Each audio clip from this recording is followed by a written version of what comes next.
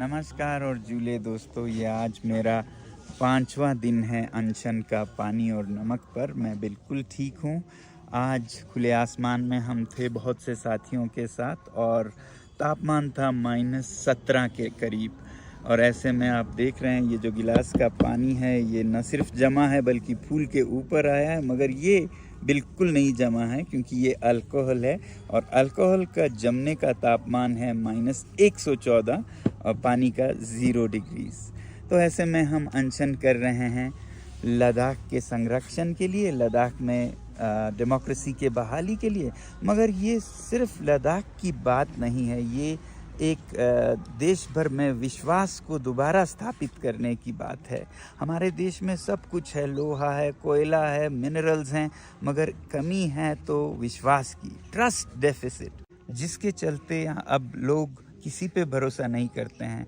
जनता नेताओं पर भरोसा नहीं करती, नेता अपने साथियों पर भरोसा नहीं करती और इलेक्शन प्रोसेस पर ही अब विश्वास उठ रहा है, इलेक्ट्रॉनिक वोटिंग मशीन्स पे विश्वास उठ रहा है। और ऐसे में फिर नेताओं से सीख के लोग भी फिर बिजनेसेस में भरोसा नहीं करते हैं, वादे तोड़ देते हैं।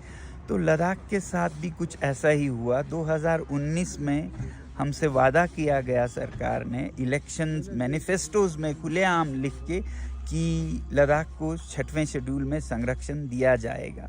और ये मैनिफेस्टो सिर्फ ज़ुबानी नहीं थे, ये लिखित में आप देख रहे हैं उनकी तरफ से वादे जो लिखित में थे। और 2020 तक फिर वो भूल गए ये वादा। फिर जब दूसरा चुनाव आया हिल काउंसिल का, तो लोगों ने यहाँ पर कहा कि हम चुनाव में हिस्सा ही नहीं लेंगे अगर इस तरह से होता है, तो उन्होंने बॉयकॉट करने का फैसला हुआ। इस पे सरकार ने स्पेशल एरोप्लेन, विमान भेजकर हमारे नेताओं को दिल्ली ले गए और वहाँ पर उनसे विनती की। और हमारे नेता भी बहुत भोले भाले होते हैं, उन्होंने विश्वास किया और वापस आ गए कि वो सब ठीक करेंगे। और यहाँ पर आके उन्होंने फिर से भारी बहुमत से रूलिंग पार्टी को जिताया, संसदीय चुनाव में भी और हिल काउंसिल में भी। फिर उसके बाद सरकार ने बिल्कुल भुला दिया इसको, 4 सालों के लिए टालम टोल करते रहे। और अब 4 मार्च को उन्होंने साफ साफ कह दिया, ना हम आपको लोकतंत्र देंगे, ना ही संरक्षण 6 शेड्यूल में देंगे। तो आप समझ सकते हैं ऐसे में लोगों का क्या भरोसा रह जाए। अब लोग यहाँ पर फिर से कह रहे हैं कि संसदीय चुनाव को आने वाले हम बहिष्कार करेंगे, बॉयकॉट करेंगे। मगर ये सिर्फ लद्दाख की बात नहीं है, पूरे देश की बात है। अगर इलेक्शन मैनिफेस्टोस के साथ यही हाल होता रहा तो लद्दाख एक उदाहरण बन जाएगा हर नेता के लिए कि कोई भी वादा कर लो, कोई ज़रूरत नहीं है पूरा करने की। मगर अगर लद्दाख के लोगों ने किसी तरह सरकार से ये मनवाया कि वो वादे पूरा करे, तो फिर एक अच्छा उदाहरण बनेगा 50 साल तक कि जो नेता वादे करते हैं उन्हें हमें पूरा करवाने का भी साधन है। तो लद्दाख का ये जो आंदोलन है बहुत ही क्रूशियल है ट्रस्ट डेफिसिट को ख़त्म करने के लिए भारत में। नमस्कार और जूले, ये 5वें दिन का ख़ात्मा है और अभी मेरा एक मेडिकल टेस्ट हो रहा है हॉस्पिटल की तरफ से।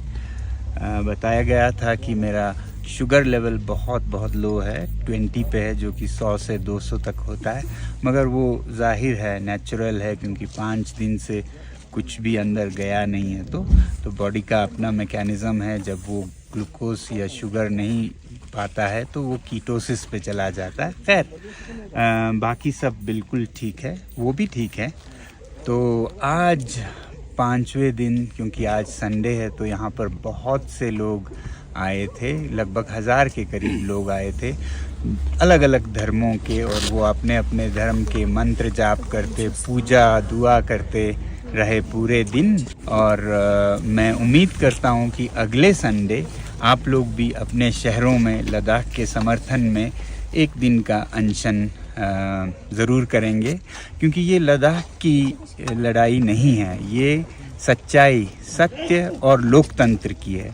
लोकतंत्र की, क्योंकि लद्दाख को यूटी बनने के बाद बिना लेजिस्लेटिव असेंबली के, बिना जन प्रतिनिधित्व के परमानेंट प्रेसिडेंट्स रूल में, यूँ कहिए एक कॉलोनी की तरह रखा गया है, जो कि भारत के किसी भी प्रांत में नहीं होता है। तो ऐसे में आपको समर्थन करना चाहिए अपने लद्दाख के भाइयों का।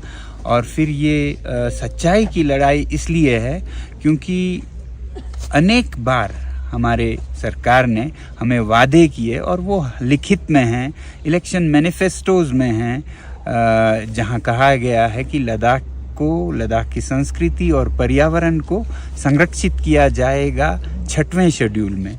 मगर आज 4 साल हो गए, 2 इलेक्शंस जीते इसी वादे पर और फिर उसके बाद मुकर गए, बैक ट्रैक कर गए।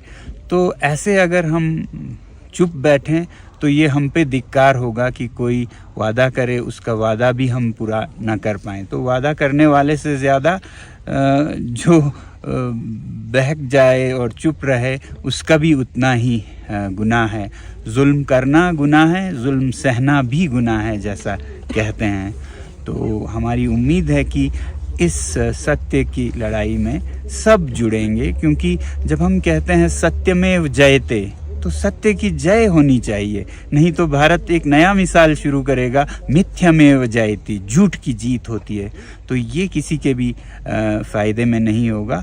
और वैसे भी ये एक उदाहरण सिद्ध करेगा, अगर मैनिफेस्टोस का यही हाल होता है तो अगले चुनाव में जो वादे किए जाएंगे वो सब इसी हालत में होंगे। ऐसा न हो, इसलिए बहुत ज़रूरी है कि लद्दाख अपने वादे पूरे करवाएं। और हमें पूर्ण विश्वास है कि किया भी जाएगा, आज नहीं तो कल, क्योंकि हमारी उम्मीद है कि ये जो सरकार है जो भगवान राम पर इतना आस्था रखती है, तो भगवान राम तो मूर्तियों में केवल नहीं अपने आदर्शों में जीते हैं। और उनका आदर्श है रघुकुल रीति सदा चली आए, प्राण जाए पर वचन न जाए, प्राण जाए पर वचन न जाए। तो हमें उम्मीद है कि अपने वचन पर खरा उतरेंगे और पूरे देश के लिए एक अच्छा मिसाल सिद्ध करेंगे। बहरहाल बहुत बहुत धन्यवाद आप सभी का। अगले रविवार 17 तारीख को उम्मीद है आप लोग अपने अपने शहरों से लद्दाख का और सत्य का समर्थन करेंगे। धन्यवाद।